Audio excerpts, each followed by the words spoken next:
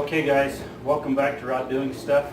Today we're going to do something a little different. I'm going to show you my fire kit that I carry in my vehicles, in my UTVs and in my ATVs. I carry this with me just in case something happens so I'm able to start a fire. This fire kit has everything you'll need and then some to start a fire. If you can't get one going with this, you're going to have some issues.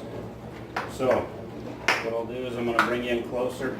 I'll open this up and go through the contents, show you what we've got in here, and yeah, let you take a look at it, what I carry and how I do it. Thanks. First of all, I've got it in this green box, which is water resistant. It will get a little bit of water in it if you fully submerge it, but if it just rains, something like that, it's not going to get anything in it. First of all, I've got two of these tea light candles, basically to help you get a fire going. They'll burn for quite some time. From there I've got these two these are Weber charcoal lighter cubes. They're like the wet fire, but they're a lot cheaper. So I bought them and I sealed them in this plastic so that they won't dry out. So there's two of those. Those are half cubes. The reason is you don't need a whole one to light one fire. In fact, you could light at least two fires with a half of one. You've got your Strike Anywhere matches, 32 of those.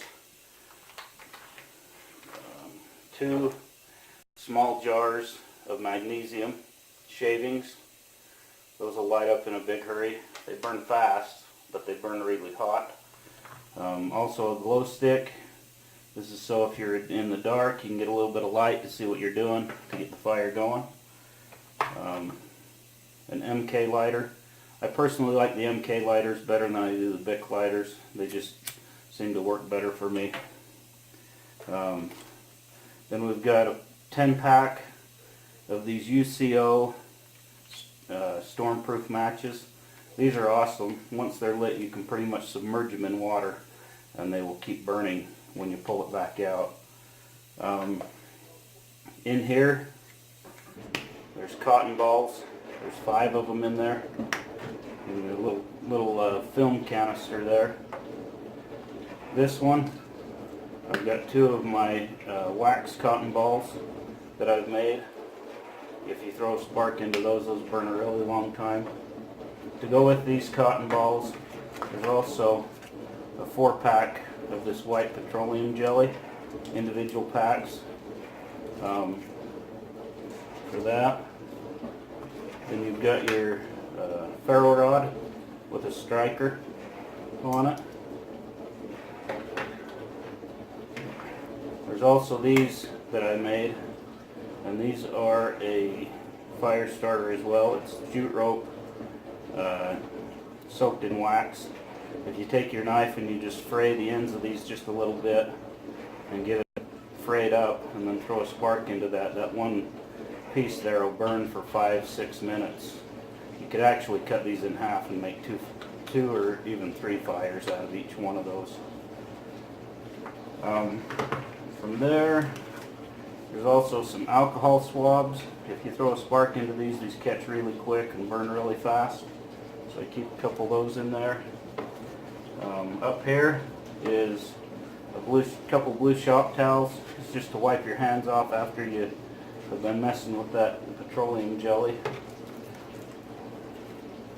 And then in here is a Fresnel lens so that if the sun's out, you can start a fire that way.